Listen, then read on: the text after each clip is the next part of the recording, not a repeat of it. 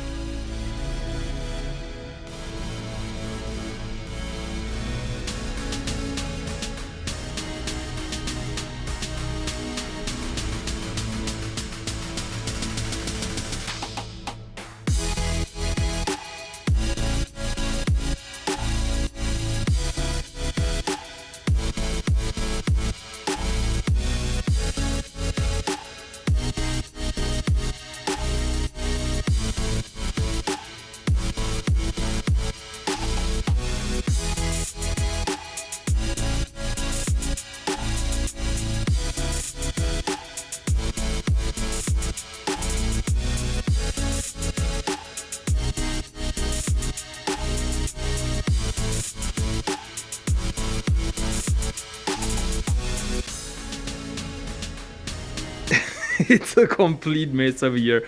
I just thought to myself, let me just pause a little bit, give you guys an update. So here is the plate. Actually, I removed my battery, and I was just, while I removed it, let me just charge it, because actually inside here it was just some dust and what, so kind of like cleaned up over there. So anyway, here's the plate. So I cut it out, and then what I did was, as you guys saw with the paper that I had, I punched the hole. So just look at how beautifully it came out. Like, can barely even see the metal parts. Like there's a bit of the black of the metal, but just look at that. Perfect. Final hole over there. Perfecto. So there is something I want to do. I want to add a fourth hole, so over here, because yeah, this bar here at the back goes straight down till over here. So maybe somewhere like over here I want to make another hole. Just, yeah, I'll see how steady it is, how strong it is, and all that kind of stuff. I mean, this plate is pretty thick and it's pretty heavy, you know, so I just want to make sure that it is tightened down properly. Even if I don't do it now, in the future I can do it. What I like about this setup is I can literally still be able to put the amp on the back end side, and then tighten the plate to the metal to the amp on the other side, which is pretty darn cool.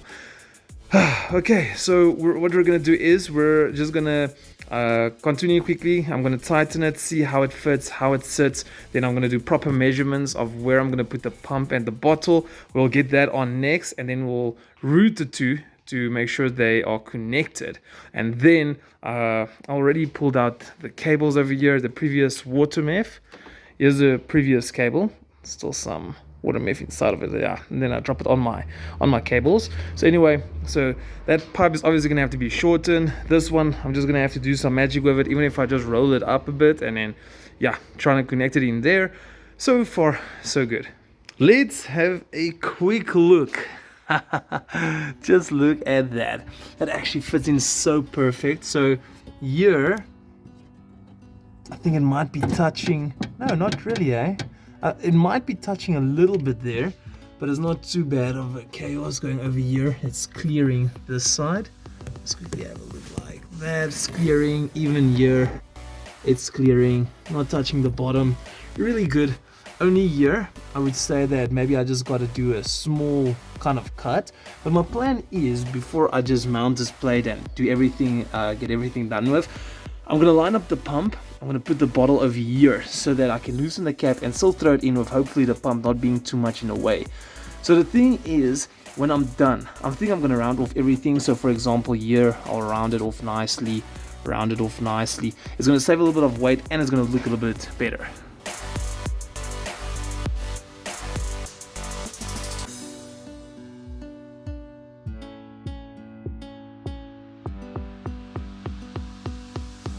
To be honest, I think this really came out freaking nicely. So what I'm gonna do is, I'm gonna take this wire, I'm gonna shove it in behind. I've got some trunking that I'll put on here just to make it look at it a little bit better, and then we'll connect it behind the plate. The other thing is, what I like about it is, once this is connected, I can literally open this lid, and if I want to pour in, there's enough space to pour in. That was very important for me. So that part is also ticked. And then a nice thing is I can have this pipe, which basically sends the fuel to the pump. I can run it here behind, take it in underneath. I can try to zigzag it. I'll see what I'm gonna do. I'm not 100% sure yet, but I'll try to think what I'm gonna do. The nice thing is, when this plate is positioned in like this, the fuel has to go that way, which means it's gonna be the correct direction, which is actually also pretty darn cool. So that is freaking awesome. So what I'm gonna do next is I'm just gonna try to like make it nice and round, and then over here I'll try to see to make it round a little bit as well, and then also here I'll try to see if I can make it a bit round. I don't know what I can do here. I think I can leave it like that. You guys will see what I'm gonna do with the plate. So for now, what I first have to do is just gotta make sure everything can go on, everything can fit, so that when I prepare the plate to go into the car permanently, I know that it is finished.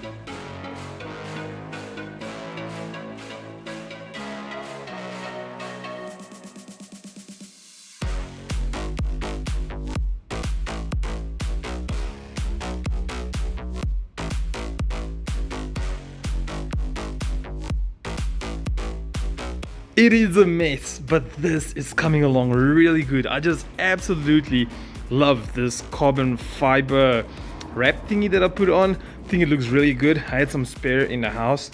So what I'm going to do is I'm going to put some trunking over this to hide this ugly red and black cable away. I've got some, I'll put that on. And then what I'm going to do is I'm going to start routing this point. I think I'm going to go around up over here. It's actually down over here. So I'm going to try to see. I'm trying to think if it's that way, it's going to be in a way. I'll quickly try to figure something out now. But next is connecting this and then getting a the trunking over that cable.